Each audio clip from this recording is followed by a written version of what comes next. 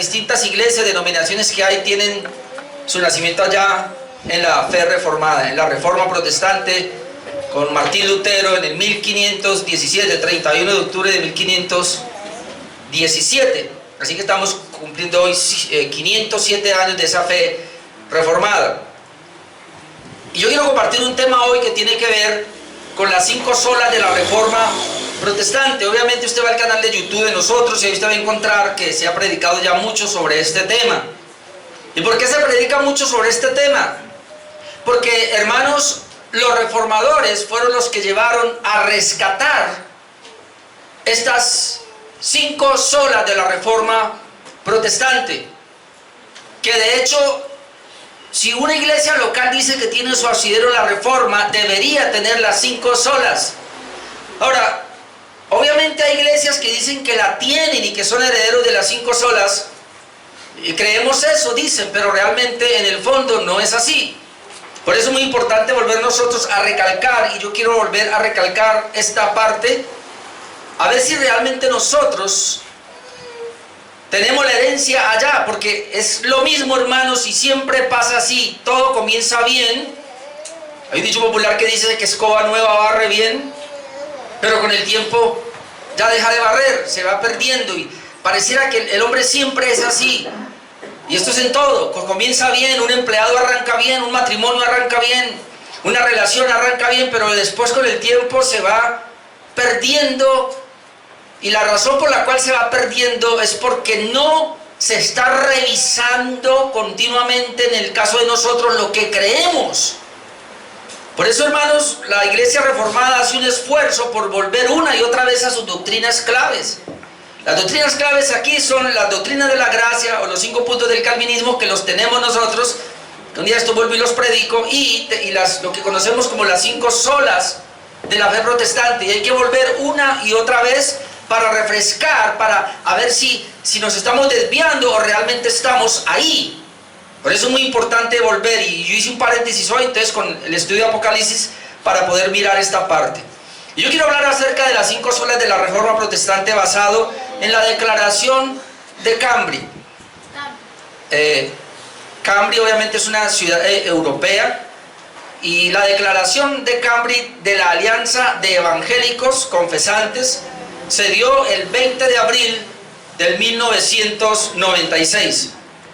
Ahora yo voy a leer unos aportes acá y luego voy a mirar los textos, pero es bien importante, y quise tomar esto y mirar esta confesión o esta declaración de Cambridge porque es importante ver que muchas iglesias ya en el 1996 pues se reunieron a revisar y a dejar un documento por escrito, porque ya para esa época ya la iglesia estaba cogiendo otro rumbo, ya la iglesia se estaba desviando. Y es que esto es entendible, porque usted sabe, hermanos, que todo iba bien, pues en lo que uno puede decir que iba bien con la iglesia, hasta que nace el pentecostalismo en el 1901 por ahí. Y ahí es donde usted ve todos esos movimientos que hubo y todo eso, y queriendo volver a cosas que la iglesia había corregido. Y como un resultado de ese movimiento pentecostal, en 1963 aparece lo que se conoce como el carismatismo.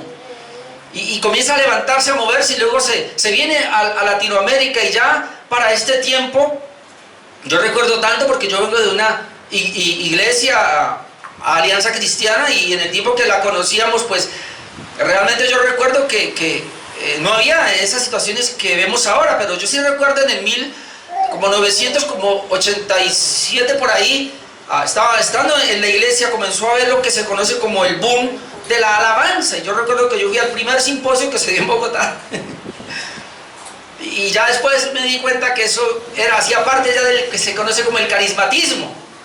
Luego comenzó lo que se conoció por los años 90 como el boom de la danza.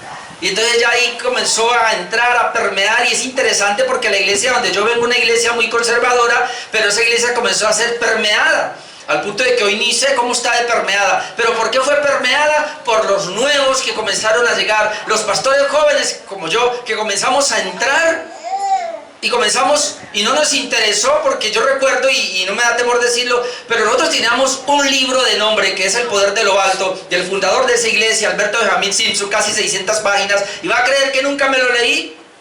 Y yo fui pastor de allí, y estudié en el seminario de ellos, que debió ser la obligación habérmelo leído, pero nunca me obligaron a leerlo, ni me dieron reporte de eso, solamente, no, él fue nuestro fundador y todo, porque este hombre tenía, hermanos, unas características muy reformadas. Obviamente los nuevos pastores, y siempre así las nuevas generaciones que van entrando, van permeando, van trayéndolo de acá, llegó un momento donde, y yo lo supe, ya como yo fui pastor ahí hasta el año 97, pero desde en los años 90 se traía cualquier pastor carismático, pastores que venían y hablaban en lenguas, pastores que venían y profetizaban, y ya como que no nos importaba, y de esa manera se fue permeando hasta que los apóstoles en el 2001 aparecieron.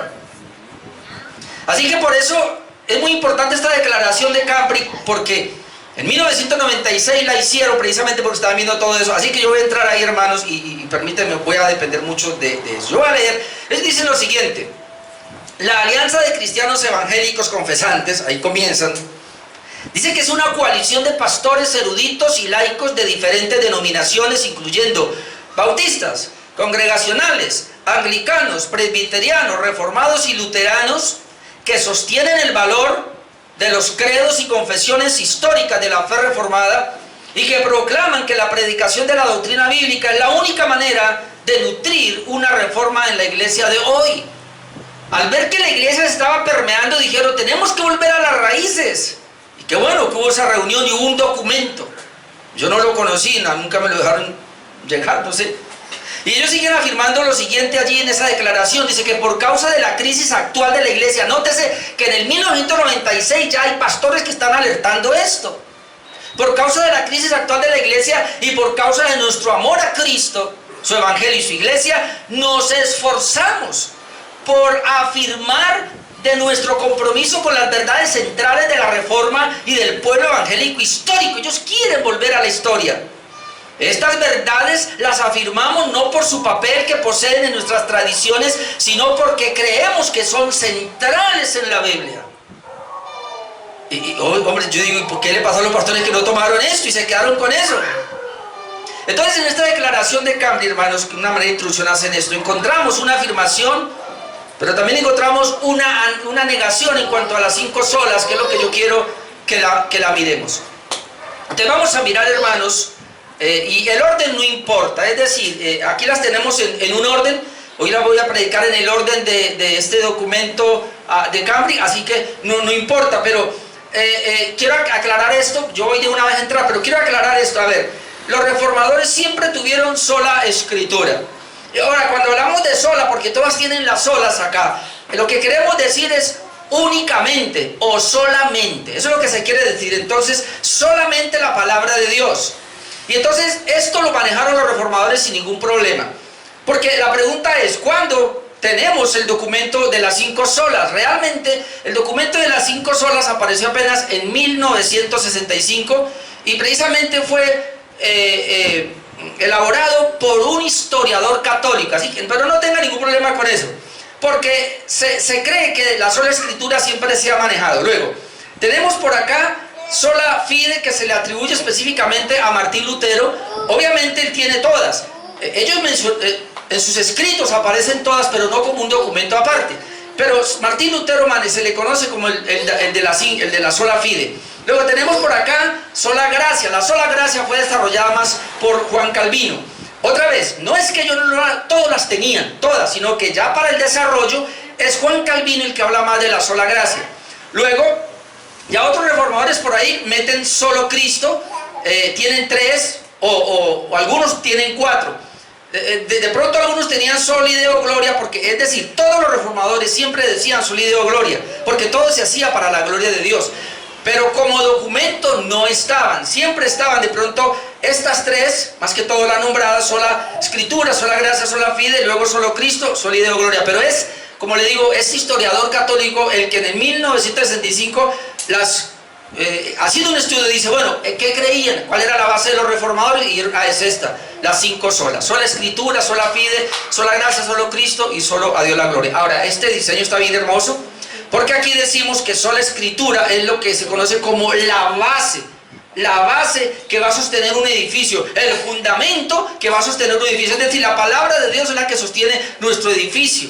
Ahora, pero hay tres columnas que tienen que sostener nuestro edificio. Estamos hablando de la vida espiritual. Tiene que ser sola gracia, sola fide, solo Cristo. Estas cinco columnas van a sostener ahora el edificio. ¿Y para qué? Para que el Señor reciba solo la gloria. Eso es. Y eso es lo que... Entonces, una iglesia... como alguien dijo, bueno, no nos llamemos reformadores, no nos llamemos de pronto calvinistas, porque eso suena a algunos no les gusta, pero entonces digamos una iglesia bíblica. Si una iglesia es bíblica, verdaderamente se conoce por estos 5 puntos. Si no tiene estos 5 puntos, hermano, pues lamentamos, no es bíblica. Entonces vamos con ellos. Espero me alcance tiempo, tengo muchos pasajes, pero bueno, sola escritura. Y voy a ir al documento Cambridge. Ellos hablan de la erosión de la autoridad. Sola escritura, la erosión de la autoridad, que sería la tesis número 1. Recuerden que vamos a hablar de dos maneras, una forma positiva y una forma negativa, una forma afirmando y otra negando. Entonces vamos primero con la reafirmación. Ellos dicen lo siguiente, estoy hablando del documento de Cambridge. Ellos dicen, reafirmamos. ¿Por qué reafirmamos? Porque esto ya estaba, esto ya ha venido un documento, ahora lo que queremos es reafirmar eso. Reafirmamos que la escritura inerrante es la única fuente de la revelación escrita que solamente puede comprometer nuestra conciencia. Solamente la Biblia enseña todo lo que es necesario para nuestra salvación del pecado, y es la regla por medio de la cual toda conducta cristiana debe ser medida. En esta afirmación que ellos hacen, entonces Cambridge afirma por lo menos 4 verdades. En ese pequeño extracto que leí, ahí encontramos por lo menos 4 verdades. No tengo tiempo para ir, aquí tenemos que ir a bibliología, pero no tengo tiempo para ir, pero las quiero mencionar y doy los textos. ¿Cuáles son las 4 verdades entonces que enseña este documento? O esta afirmación nos dice, primero, que la Biblia es inerrante. Es decir, que la Biblia no contiene error, la Biblia no tiene falla, la Biblia no es defectuosa, y estamos hablando de sus manuscritos originales.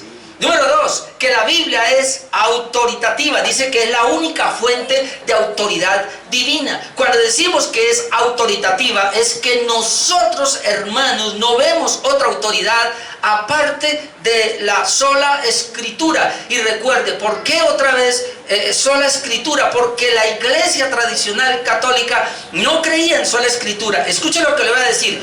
Hay muchas iglesias que creen hoy día en la escritura, pero no sola escritura, porque creen en otra cosa. Hay muchos que dicen que creen en la gracia, pero no solo gracia. Hay muchos que creen en la fe, pero no solo fe. Hay muchos que creen en Cristo, pero no solo Cristo. Y hay muchos que creen en la gloria para Dios, pero no solo la gloria es para Dios. Por eso es que se habla de solamente, es decir, única y exclusivamente, no hay otro. Entonces la Biblia es inerrante, la Biblia es autoritativa. Número 3, la Biblia es suficiente. Dice el documento, enseña todo lo que es necesario para la salvación. Cuando decimos que es suficiente, hermano, no se necesita de ningún otro documento. Con solamente estudiar la Biblia alcanza la salvación la persona. 4, que ella es normativa, es decir, es la regla de fe y conducta. ¿Cómo vamos a vivir nosotros nuestra vida espiritual? Pues basándonos por medio de su bendita palabra. Si no, no se puede. Ahora venimos a los versículos, hermano, que apoyan esto que ellos están diciendo allí. Y es 2 de Timoteo 3, anote la cita porque no alcanzo a llegar con usted. 2 de Timoteo 3, 16, 17, dice: toda la escritura es inspirada por Dios. La palabra inspirada aquí es soplada por Dios o inhalada por Dios. Es decir, Dios es el que da esa palabra. En 2 de Pedro 1, 21 dice: porque nunca, y esto es muy importante, nunca la profecía fue traída por voluntad humana, sino que los santos hombres de Dios hablaron siendo inspirados por el Espíritu Santo. El documento que tenemos, el que usted tiene en sus manos, la santa palabra de Dios, es soplada del mismo cielo. Es el Espíritu Santo el que inspiró a los autores para que ellos pudieran transcribir, para que ellos pudieran escribir allí la bendita palabra de Dios. En Apocalipsis, por eso dice esto, 22, 18 al 19. Yo testifico a todo el que oye las palabras de la profecía de este libro. Aunque se refiere al libro de Apocalipsis, se puede aplicar para toda la Biblia. Si alguno añadiere a estas cosas, Dios traerá sobre él las plagas que están escritas en este libro. Y si alguno quitare de las palabras del libro de esta profecía, Dios quitará su parte del libro de la vida y la santa ciudad y las cosas que están escritas en el libro. A la Biblia, a la sola escritura, ni se le puede añadir ni se le puede quitar. Y hoy tenemos muchos pastores que le están quitando a la Biblia y le están añadiendo a la Biblia. Aquí hay gente que se ha asustado, que creo que un señor vino aquí y por lo que entendí, no volvió porque vieron que teníamos la confesión de fe. Hermano, la confesión de fe no es un añadido a la palabra. La confesión de fe sale de la palabra de Dios. Es como estas 5 solas, no se están añadiendo al Evangelio. Estas 5 solas salen del Evangelio. Lo que pasa es que son extractos, documentos que se extraen, que se sacan para hacerlo más claro para nosotros. Ahora, la negación aquí que hace este artículo en cuanto a la sola escritura es que negamos, muy importante esto, que algún credo, concilio o individuo puede comprometer la conciencia del cristiano. Oh, Padre, que el Espíritu Santo habla independientemente independientemente de o contrario a lo que enseña la Biblia. Estamos negando eso. O que una experiencia personal espiritual puede ser un vehículo de revelación. 3 cosas aquí entonces. Documento de Cambridge niega. ¿Qué niega? En cuanto a la sola escritura, lo primero que niega es que la conciencia del cristiano sea sometida a creencias ajenas a la sola escritura, como credos, concilios o individuos. Es decir, sola escritura niega que el creyente esté sometido a un concilio, que el creyente, y voy a decir aquí algo, hermanos, porque cuando habla aquí de concilios, muchas veces se habla de el mismo consejo. Aquí la iglesia tiene un consejo de miembros bautizados, y se puede llamar consejo o concilio o asamblea, como quiera, pero déjeme decirle que ningún miembro está sometido o su conciencia está sometida a ese consejo. Ningún, hermano, no. Si hay un consenso o un concilio, llámelo así, o una reunión de miembros para tomar decisiones, eso no quiere decir que nosotros vamos a cautivar la conciencia del hermano a nivel individual. También está negando en ese mismo nivel credos, aunque nosotros tenemos en este caso un credo que es nuestro documento, hermanos, de la confesión de fe bautista, y la tenemos allí, hermano. Esa confesión, nadie puede venir y manipular a un individuo, a un creyente, por medio de esa confesión. Nosotros tenemos una mente libre, mi amado hermano. Tampoco individuos. Oh, esto sí que lo he visto, hermanos, qué pesar. Pero hay pastores que se hacen dueños de las iglesias, se hacen dueños de las ovejas, los manipulan, y prácticamente esta gente le sirve es al hombre, no le sirve a Dios. No, líbrenos Dios de eso, hermanos. Vamos a manejar solideo gloria. Dios es el único que se lleva todo el honor y toda la gloria. El ministro, el pastor es un guía, es un orientador, puede ser una persona así que le va a ayudar en algo, puede orar por usted, un vehículo de bendición para traer la palabra de Dios, pero usted se somete única y exclusivamente a nuestro Señor Jesucristo. Amén. Así que me gusta esto porque sola escritura tiene que negar esto. Número 2, aquí niega que el Espíritu Santo hable independientemente o en contra de la sola escritura.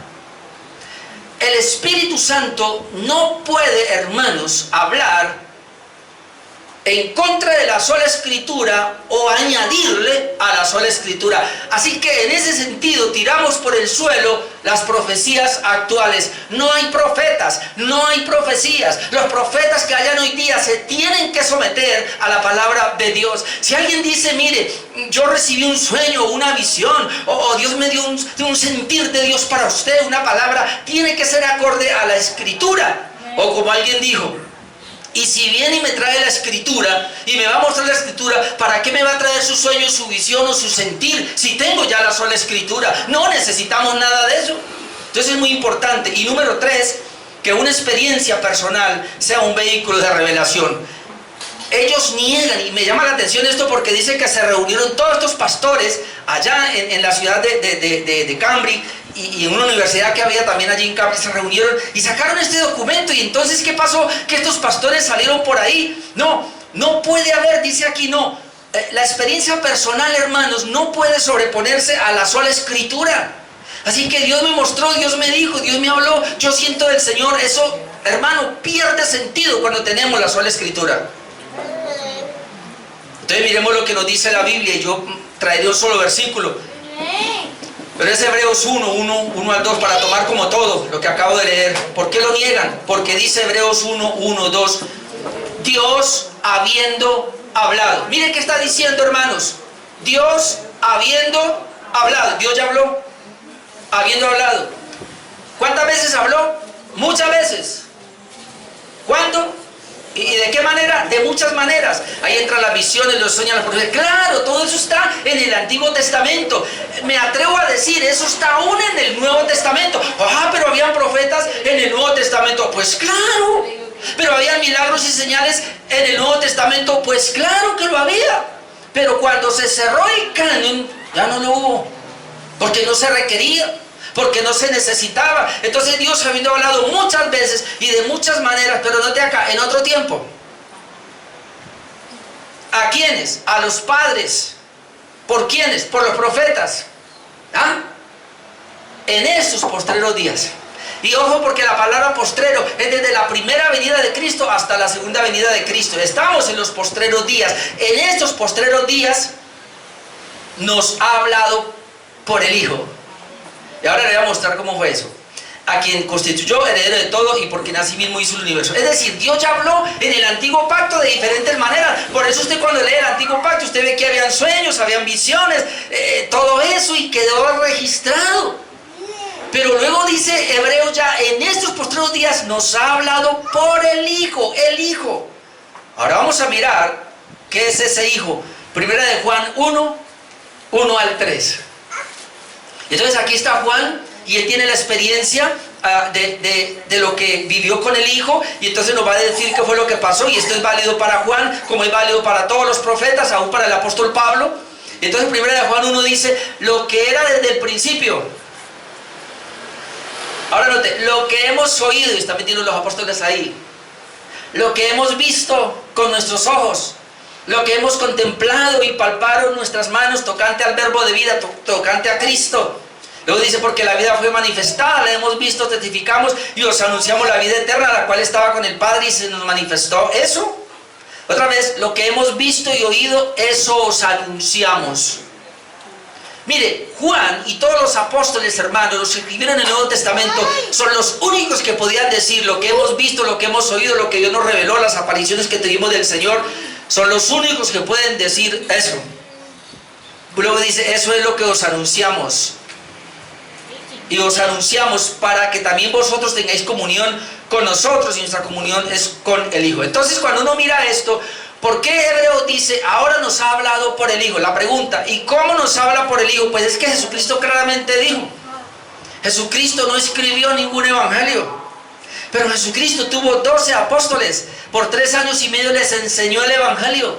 Y como si fuera poco les dice, mira, no se vayan a hacer nada hasta que no sean investidos de poder desde lo alto. Cuando el Espíritu Santo venga sobre ustedes, Él les recordará todo lo que yo les he dicho. Y Él os enseñará todo lo que yo les dije. Es más, nos va a guiar a toda la verdad.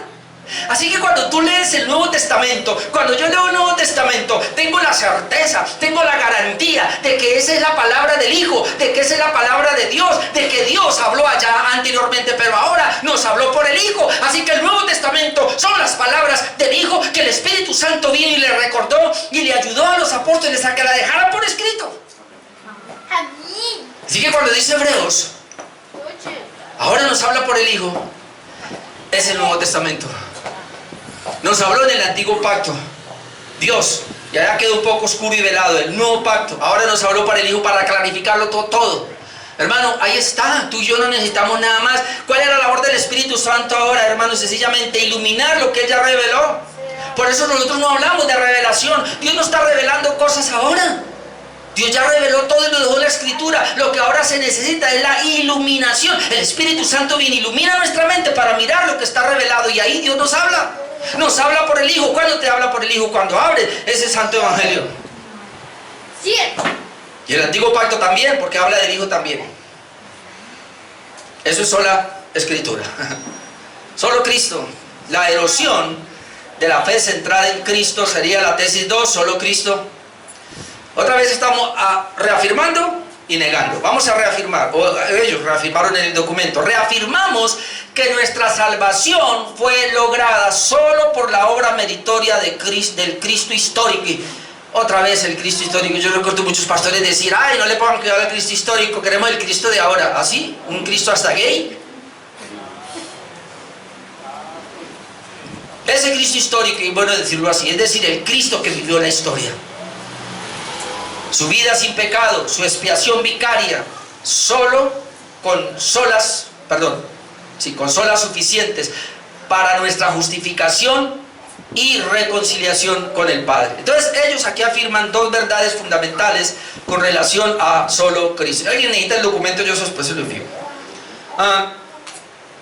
¿Qué se afirma? Primero, que la salvación es únicamente por la obra del Cristo histórico.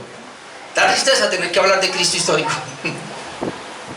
pero toca, porque el Cristo que hoy se habla en la mayoría de las iglesias no es el Cristo de la Biblia, no es el Cristo histórico. Pero entonces afirman que la salvación es únicamente por la obra del Cristo histórico, y que solo su vida sin pecado y su expiación vicaria son suficientes para nuestra justificación y reconciliación con el Padre, no hay más. Entonces aquí tenemos unos textos, hermano. Bastaría solo Isaías 53 para hablar de él, pero déjeme, yo le tomo algunos pasajes. Isaías 53:4. Solamente escriba, porque después se mira el mensaje y lo toma. Ciertamente llevó él, y yo quiero hacer énfasis en esto, llevó él nuestras enfermedades. O sea que esto es para creyentes, porque esto es una realidad. Esto ocurrió en la cruz. Cristo en la cruz llevó nuestras enfermedades. Cristo en la cruz sufrió nuestros dolores. Y nosotros le tuvimos por azotado, por herido de Dios y abatido. Esto quiere decir que en ese tiempo se pensaba: él sufrió por su pecado. No, recuerde que él es santo, él fue por nuestro pecado. Dice Isaías. Otra vez, mas él herido fue por nuestras rebeliones, hermano. Todo tu pecado, él fue herido por eso, y fue herido por el Padre. Molido por nuestros pecados. Esa palabra molido es impresionante. Por eso cuando yo tomo el pan y veo que fue triturado, que fue molido, estoy pensando en el cuerpo de Cristo. Fue molido por nuestros pecados. El castigo de nuestra paz fue sobre él, o para que tú tuvieras paz con Dios, él fue castigado, y por su llaga fuimos nosotros curados. Ahora note el 6. Todos nosotros nos descarriamos como ovejas, cada cual se apartó por su camino. Todos tomamos un camino, mas Jehová cargó en él el pecado de todos nosotros. Es decir, es Dios quien coge el pecado de todos los creyentes y los pone en el hombro de Cristo para que él muera. Así que si esto estaba en Isaías y es el único, entonces no hay más salvación. Él es el único medio, porque fue sobre él, fue sobre Cristo que el Padre puso el pecado de todos nosotros. Y ojo que cada vez que se pronunciaban estas 5 solas tenían que estar atacando a la Iglesia Católica, en este caso por las famosas indulgencias. Hebreos 4, 11, 12 dice, y está hablando entonces de que Jesús vivió una vida santa. Eso es lo que dice este documento. Dice Hebreos 4, 11, este Jesús es la piedra reprobada por vosotros los edificadores. Perdón, Hechos, yo dije Hebreos, qué pena, Hechos. Estoy leyendo mal aquí. Hechos 4:11. El miércoles lo vimos. Este Jesús es la piedra reprobada por vosotros los edificadores, la cual ha venido a ser cabeza del ángulo. Él está hablando, y lo veíamos el miércoles, que esa piedra que desecharon los edificadores es la piedra que el Señor tenía para poder sostener el edificio, es la piedra principal. ¿Qué es lo que está diciendo acá? Pues lo que termina diciendo aquí Pedro: y en ningún otro hay salvación, porque no hay otro nombre bajo el cielo dado a los hombres en que podamos ser salvos. Este versículo es tan claro: en ningún otro hay salvación. ¿Cómo pueden decir ahora que puede haber salvación, que puede haber otros medios de salvación? ¿Cómo pueden decir que cualquier religión salva? ¿Cómo pueden decir, hermanos, que aún la misma iglesia tradicional católica, que de alguna manera María es corredentora? ¿Cómo? En ningún otro hay salvación. No hay otro nombre, no lo hay, solo el de Cristo.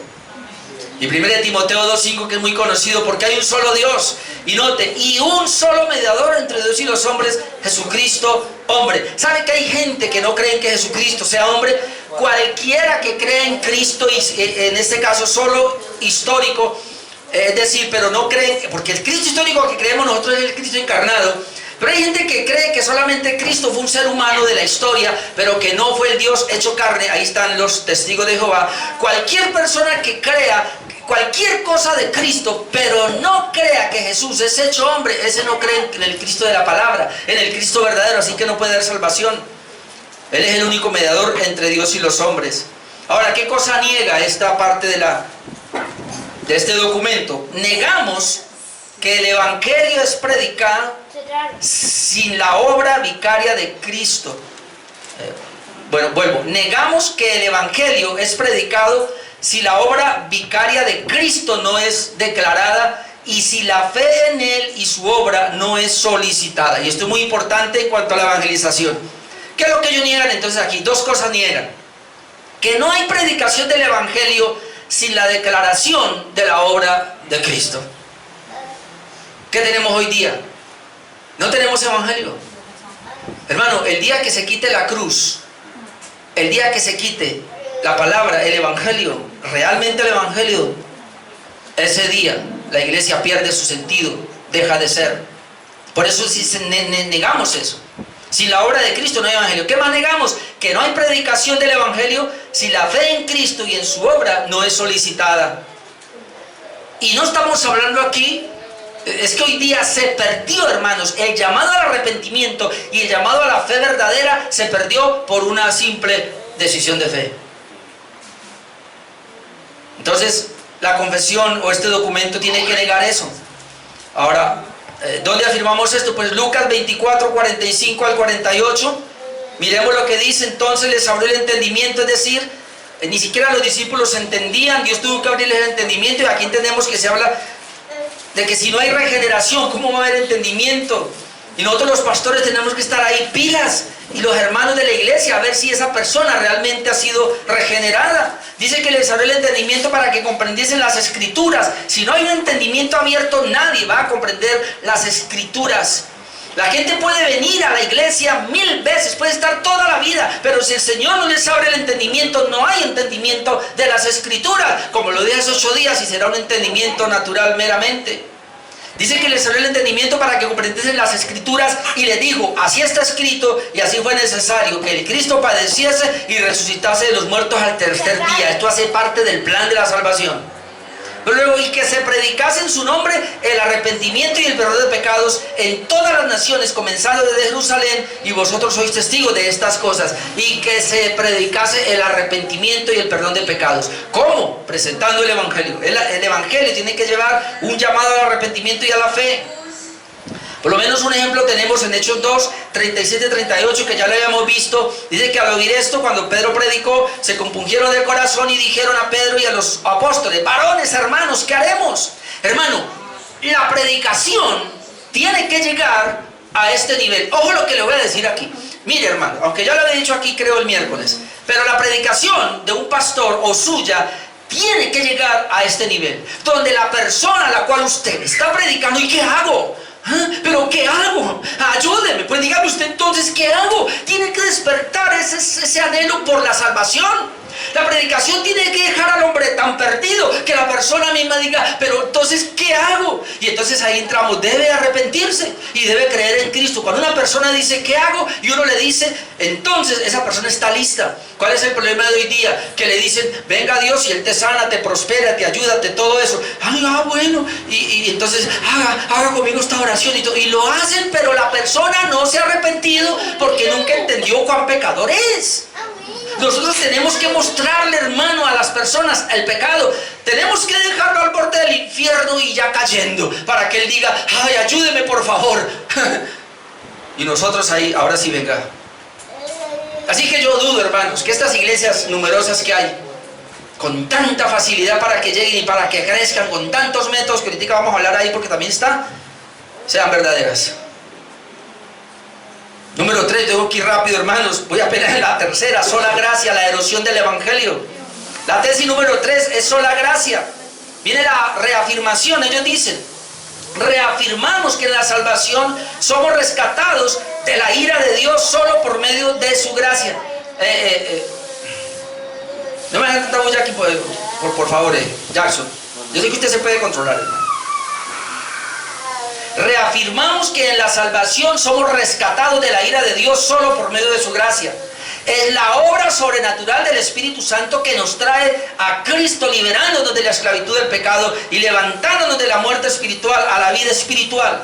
Esta confesión o esta declaración de Cambridge afirma dos verdades con relación a la gracia. Yo estoy resumiendo lo más que puedo. Que en la salvación somos rescatados de la ira de Dios solo por su gracia. ¿Sabe que mucha gente no entendía eso? Yo por lo menos no lo entendía, por eso cuando el pastor Juan Carlos habla así, yo digo, yo estaba por ahí lo mismo.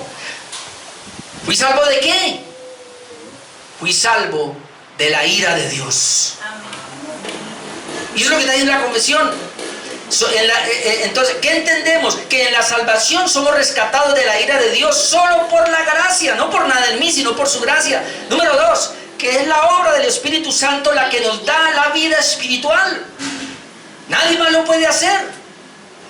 Entonces, vamos a mirar los versículos. Romanos 5, 8 y 10. Hay muchos, pero yo tengo que correr. Romanos 5, 8 dice, mas Dios muestra su amor para con nosotros, en que siendo aún pecadores, Cristo murió por nosotros. Digámoslo de esta manera, a pesar de que era pecador, Cristo murió por mí. Ahora dice, pues mucho más estando ya justificado en su sangre, por él seremos salvos de la ira. ¿De qué soy salvo? De la ira. ¿Y qué quiere decir eso? Que Dios está irado conmigo. ¿Y qué quiere decir eso? Que Dios está irado con el pecado. Hermano, qué bueno predicarle hacia la persona. Mira, le presento el evangelio, porque si usted no se arrepiente, Dios está irado contigo. Tú estás al borde de que vaya al infierno. La ira de Dios está sobre ti en este momento. Pero ¿quién predica así? ¿Cierto que no predicamos así? Fuimos rescatados de la ira de Dios. Otro pasaje, 2 de Timoteo 1:9, que nos habla de la mera gracia.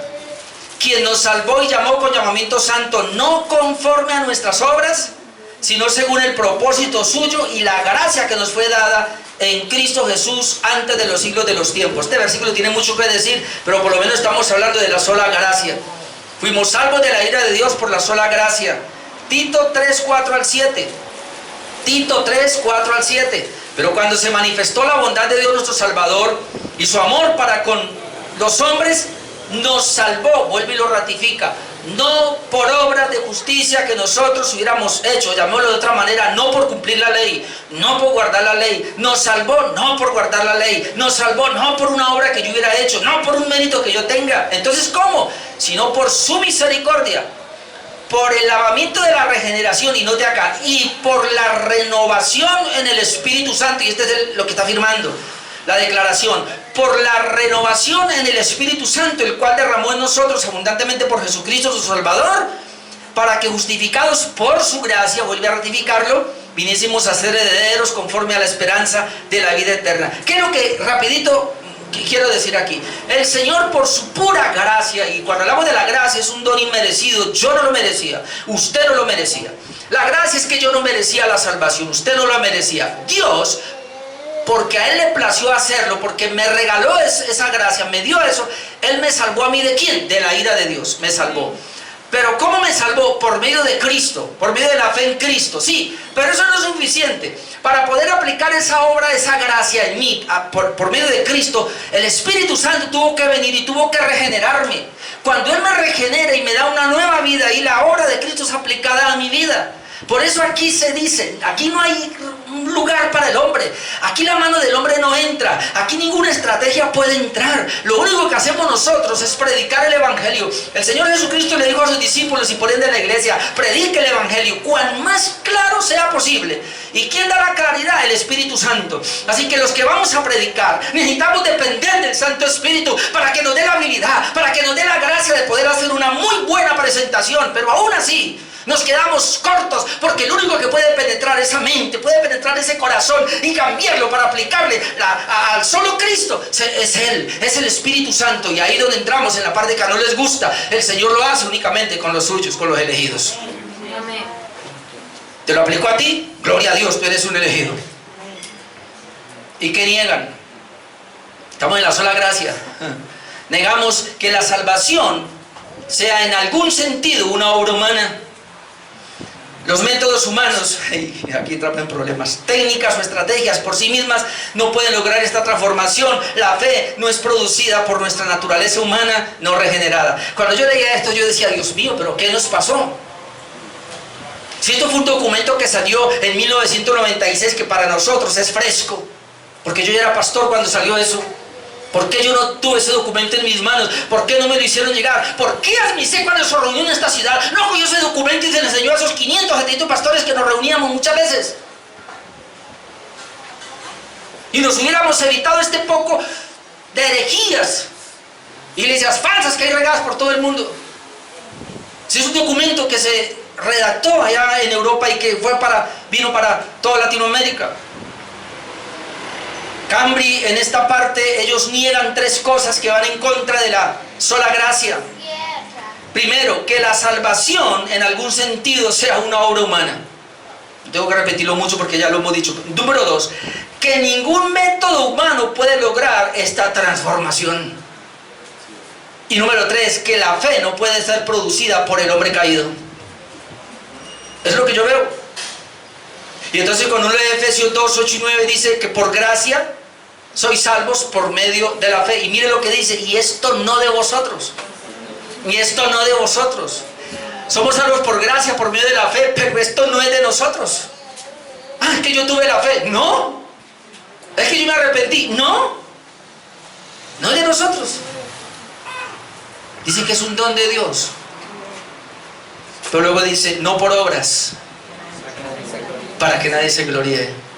¿Usted nota a alguien gloriándose de que es cristiano, de que sabe algo, de que es siervo de Dios, de que da para la obra, de que tiene una iglesia?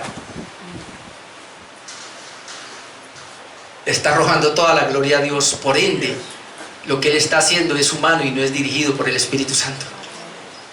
Cuando la obra es dirigida por Dios, como si están las 5 solas, terminamos dándole la gloria a Dios. Por eso dice, no por obras, para que nadie se gloríe. El Señor lo sabía. Y la salvación que tiene la Iglesia Católica y todas las religiones son por obras. Así que la gloria se la llevan ellos. ¿Y usted cree que Dios va a compartir la gloria con ellos? Por eso niegan esto. Y es muy interesante. En Juan 10, 25 al 26 yo leo, Jesús le respondió a los discípulos que no crean en él: os he dicho y no creéis. Mire, yo les he hablado y ustedes no creen. Luego le dice, las obras que yo hago en el nombre de mi Padre, ellas dan testimonio de mí. Las obras que yo hago hablan de mí. Pero vosotros no creéis porque no sois de mis ovejas. ¿Por qué no podía creer? Entonces, ¿quién puede creer? Sus ovejas. ¿Y por qué sus ovejas pueden creer? Porque es una dádiva de él, dada a sus ovejas. Ahora, no vamos a hacer aquí como un familiar por ahí que mi mamá me decía, y usted también tal vez lo ha dicho: es que ya se va a morir y toda la vida se le ha predicado el evangelio y no ha respondido. ¿Será que no es elegido? Yo le digo, sígale predicando. Yo no puedo decir que no es elegido, sígale predicando. Él no quiere aceptar porque él ama su pecado. Él es responsable de su propia ruina. A él toda la vida se le ha predicado y no quiere responder. La culpa no es de Dios, la culpa es de él. Todos los que van a ir al infierno, la culpa es de ellos. Que estaba predestinado, sí, pero déjenmelo allá. Por eso yo cuando les digo, cuando vayamos a predicar el evangelio, nunca hablemos de predestinación. El hombre es responsable solito de irse al infierno porque se les está presentando la claridad del evangelio y no quieren. Este personaje que le digo, se le invita a la iglesia y él prefiere quedarse escuchando a Darío Gómez con una cerveza en la mano, tomando trago.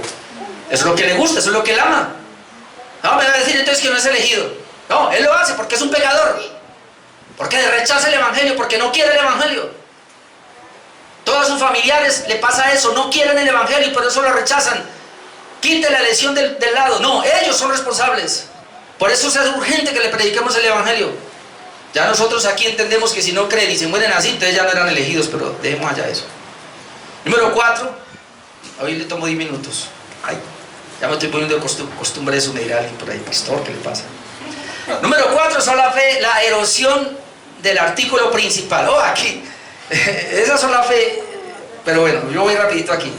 Afirmamos y negamos. ¿Qué afirma esta declaración? Afirma que la justificación es solo por gracia, por medio solo de la fe por Cristo.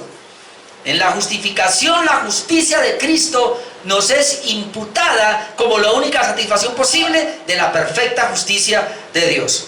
Entonces aquí vemos también dos cosas. Ellos afirman dos cosas en términos generales con relación a la sola fe o sola fide. ¿Cuál es? Primero, que la justificación es solo por gracia y por medio de la sola fe en Cristo. Somos justificados solo por gracia. ¿Qué quiere decir eso? Eso está en Dios. Es un don de Dios, un regalo de Dios. Pero somos justificados por medio de la sola fe. Nosotros no somos salvos por la fe. La fe es el medio instrumental para ser justificados. Nadie es justificado por la fe.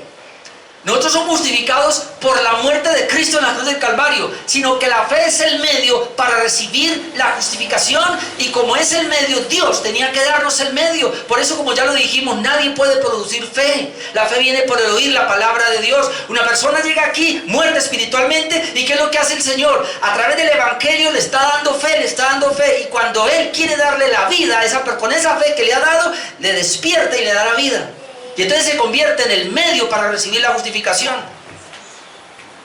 Miremos este texto, Romanos 4:22, y voy a ir hasta el 5:1. Romanos 4:22, aquí está hablando de cómo Abraham fue justificado por la sola fe.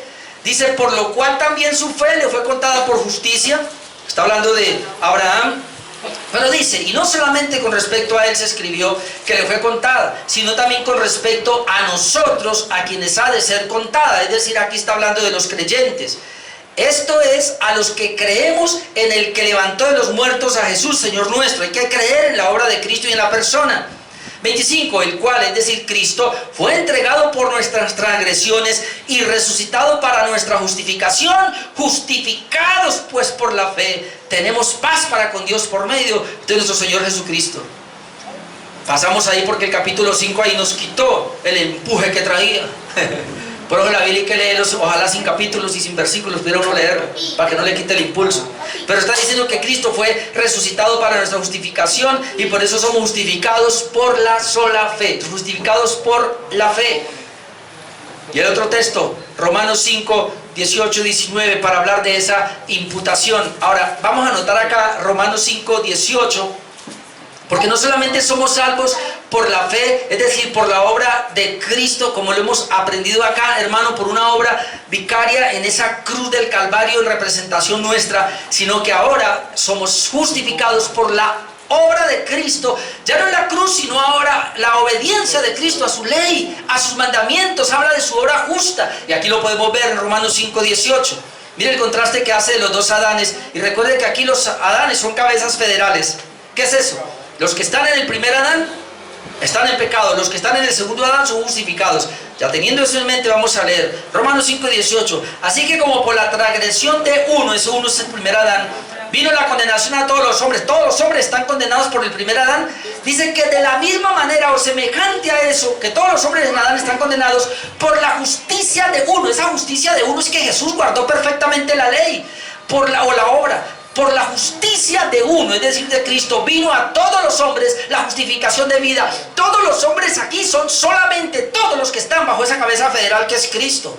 Porque si todos los hombres fueran, todos los hombres, todos serían salvos. Y me paro aquí como alguien me está diciendo por ahí, es que el infierno no es para condenación. Un reformado diciéndome a mí que yo no he entendido lo del infierno, que porque el infierno, que porque así lo dijo... ¿Quién fue el que me dijo? No sé si yo no estoy algo así, que él creía que el infierno no era para condenar a las personas. Entonces, ¿para qué infierno? Entonces, ¿la van a pasar de locha, pues? ¿O el infierno es para que sigan así bailando calipasangueros? ¿Era? Yo no sé. Eso es lo que creen. Por la justicia de uno, es decir, porque cumplió perfectamente la ley, y los que estén bajo ese uno, vino a todos los hombres la justificación de vida. 19, porque así como por la desobediencia de un hombre, este es el primer Adán, los muchos fueron constituidos pecadores, así también por la obediencia de uno, este es mi Cristo, los muchos serán constituidos justos. ¿Por qué tú fuiste constituido justo, declarado justo? Por la obediencia de Cristo. ¿Ve?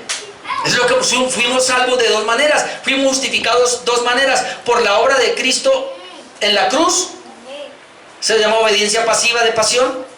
Y por la obra de Cristo en guardar la ley, se llama obediencia activa. Jesucristo cumplió la ley perfectamente por ti y por mí, para que, como dice 2 de Corintios 5:21, me fuese imputada a mí. 2 de Corintios 5:21, al que no conoció pecado, por nosotros lo hizo pecado, para que nosotros fuésemos hechos justicia de Dios en él. Ahí está lo que se conoce como la doble imputación. Mi pecado fue imputado a Cristo y él murió por él, y la justicia de él me fue imputada a mí. ¿Por qué? Por medio de la fe. Por medio de la fe. ¿Y qué negamos? Negamos que la justificación descanse en algún mérito que se encuentre en nosotros, o sobre la base de una infusión de la justicia de Cristo en nosotros, o que alguna institución que clame ser la iglesia niegue o condene que la sola fide pueda ser considerada como una iglesia legítima. Y aquí hay tres cosas que se niegan, hermanos.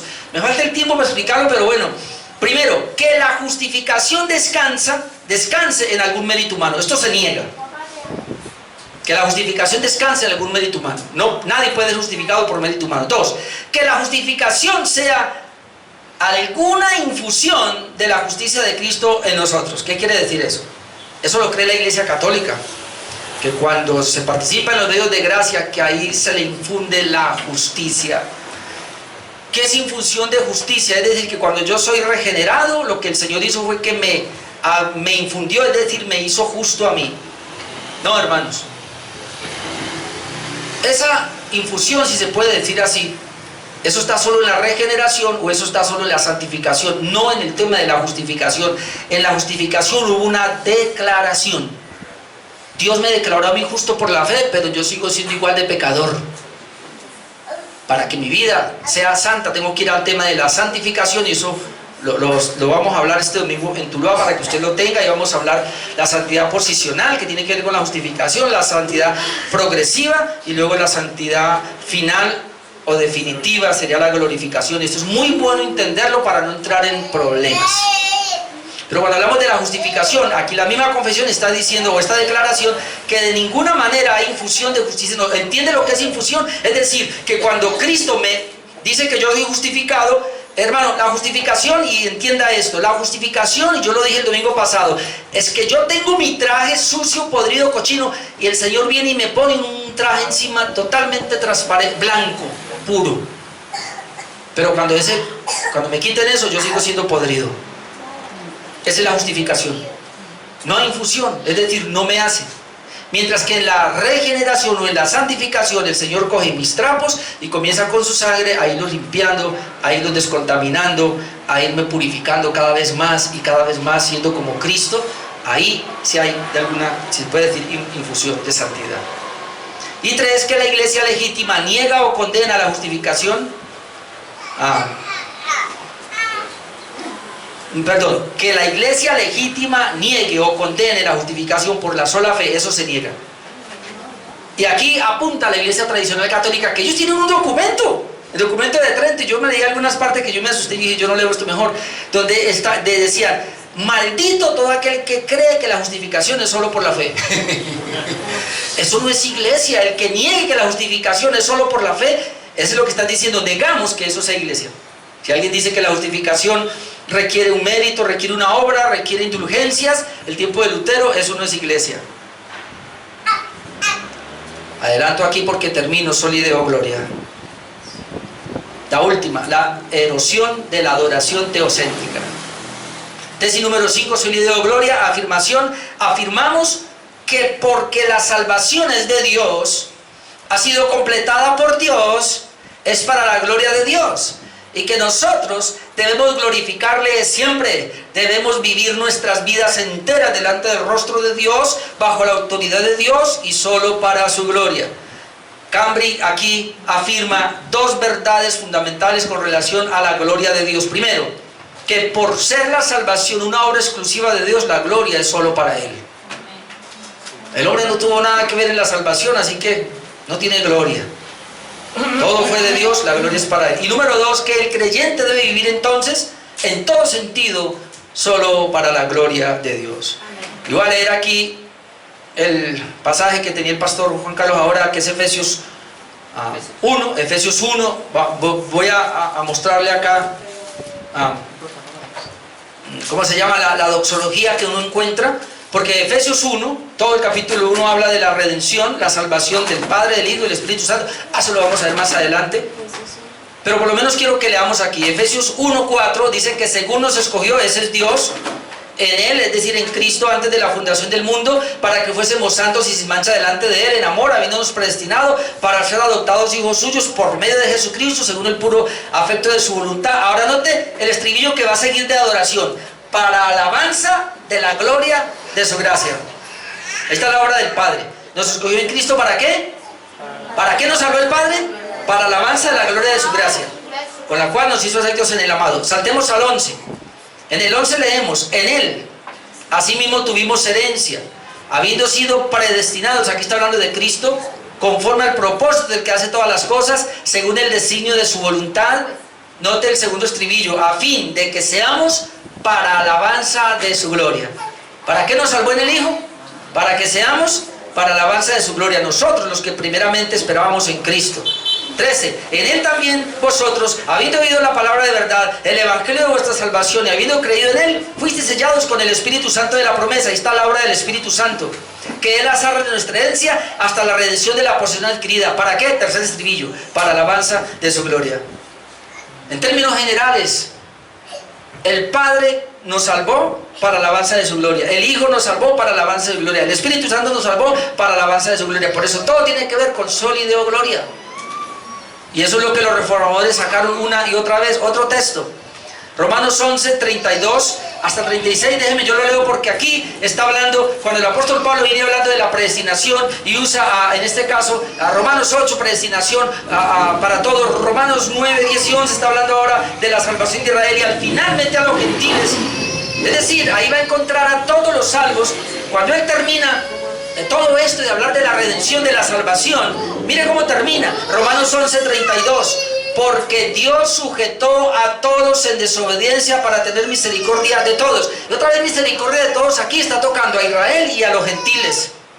Entonces dice: oh profundidad de la riqueza de la sabiduría y de la ciencia de Dios, cuán insondables son sus juicios e inescrutables sus caminos. Porque ¿quién entendió la mente del Señor? ¿O quién fue su consejero? ¿O quién le dio el primero para que le fuese recompensado? Porque de Él y por Él y para Él son todas las cosas, la grande de la salvación. Entonces a Él sea la gloria por los siglos de los siglos. Amén.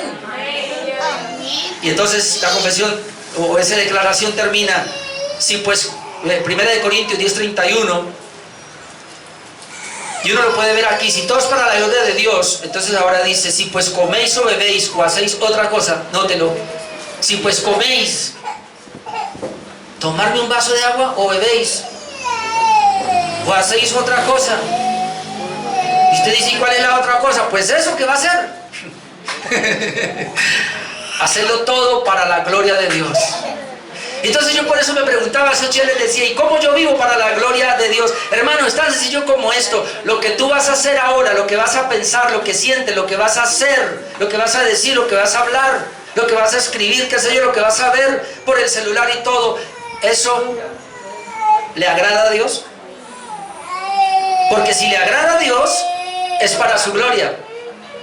Eso que yo hago, que pienso, que voy a hacer, ¿no contradice la sola Escritura? ¿No está en contra de su palabra, de sus mandamientos, de sus preceptos? ¿No los violenta? Entonces le vivo para la gloria. Pero cuando yo violento su Santa Escritura, cuando violento su palabra, cuando hago las cosas que a mí me agradan, pero a Dios no, lo sé que a Él no, yo no le estoy honrando, no le estoy dando la gloria. ¿Para qué es entonces la palabra? Para despertarnos en nosotros, hermanos, dónde hemos fallado, dónde hemos errado, y que podamos ordenarnos, que es la única manera de darle a Él la gloria. Dios recibe gloria solamente cuando la iglesia se para firme a tomar la palabra de Dios en serio. Y no solo la conoce, sino que la vive. Y la vive en todo el sentido, en toda su vida. No es un día domingo, no es el día del culto, el día del Señor, y después vivimos como se nos da la gana. No, cuando tu vida y mi vida están siendo ordenadas por la palabra, cuando tu vida y mi vida están poniéndose en las manos de Dios a vivir acorde a lo que Él dice en su palabra, yo le doy la gloria y la honra a Él. Lo demás es una deshonra. 2 minutos para terminar aquí, hermano. Y negamos, viene la negación. Negamos que podemos glorificar debidamente a Dios si nuestra adoración se confunde con el entretenimiento. Si descuidamos tanto la ley o el evangelio en nuestra predicación, o si el automejoramiento, autoestima o autorrealización son permitidos como alternativas del evangelio. Por eso yo digo, Dios mío, ¿qué le pasó a la iglesia? Si esto estaba ya en un documento en 1996. Aquí está hablando inclusive de toda esta gente que está tomando los púlpitos ahora, que están hablando del positivismo, de la confesión positiva. Ya aquí ya estaba declarado de que negamos. ¿Qué negamos? 3 cosas. Negamos que no se le da gloria a Dios cuando nuestra adoración es entretenimiento.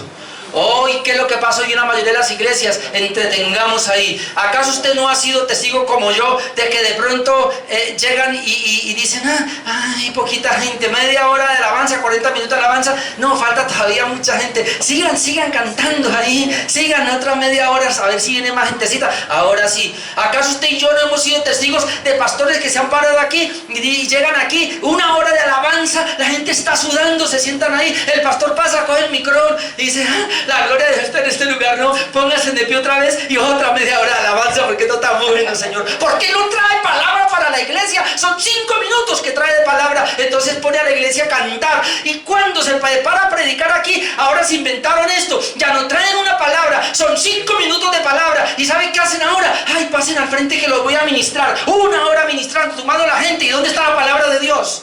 Otros no traen la palabra y se ponen a hablar de su experiencia, se ponen a hablar de cuentos, de historias, de chistes, de situaciones que le pasó a fulano, que le pasó al otro.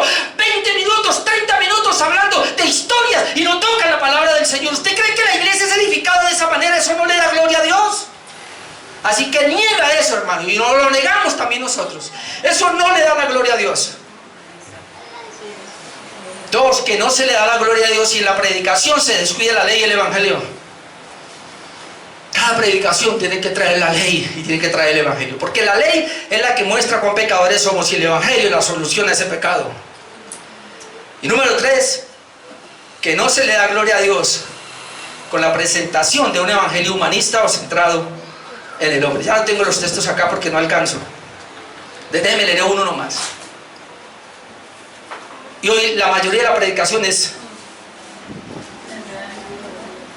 humanista. ¿Qué es una predicación humanista? Los pastores leen hoy la Biblia para ver qué promesa te dan, no para traer el significado. Pastores que se van a levantar, hermanos predicadores de aquí, nosotros estamos detrás de este púlpito para presentar la palabra, para traer la claridad de la palabra. Y ahí en adelante el pueblo verá qué hace. Pero yo soy responsable ante Dios de predicar la palabra. Amén. Tal y como está escrita. No somos llamados a entretener a nadie con cosas. 1 Corintios 1, 17 y 18 y termino, mis hermanos. Pues no me envió Cristo a bautizar, sino a predicar el evangelio. Aunque Pablo bautizó, pero mi fuerte es predicar. Pero luego dice, no con sabiduría de palabras. Yo no puedo predicar este evangelio, hermano, con mi propia mentalidad, para que no se haga vana la cruz de Cristo. Pastores que han cambiado, hermanos, la predicación del evangelio, la cruz de Cristo por su palabrería. Porque la palabra de la cruz es locura a los que se pierden, pero a los que se salvan, esto es a nosotros, el poder de Dios. Sola escritura, hermanos, con la sola fide, con la sola gracia, solo Cristo, y que le da a Dios la gloria, implica que estemos sumergidos en la sola escritura. Por eso me llama la atención que es el fundamento y que tenemos que sostenerlo. Y mientras usted viene aquí a escuchar A este pastor, a otro pastor, al que sea, usted debe medirlo por acá. ¿Está predicando la sola escritura? Porque es la única manera de levantar. La simiente levanta muros fuertes, columnas fuertes. Sola gracia, sola fide, solo Cristo, y terminamos dándole a Dios la gloria. Al fin y al cabo, hermano, lo que queremos es esto. Y esto fue lo que los reformadores rescataron desde Martín Lutero para acá hasta nuestros días. Y esto es lo que hace a una iglesia bíblica. Amén. Oremos.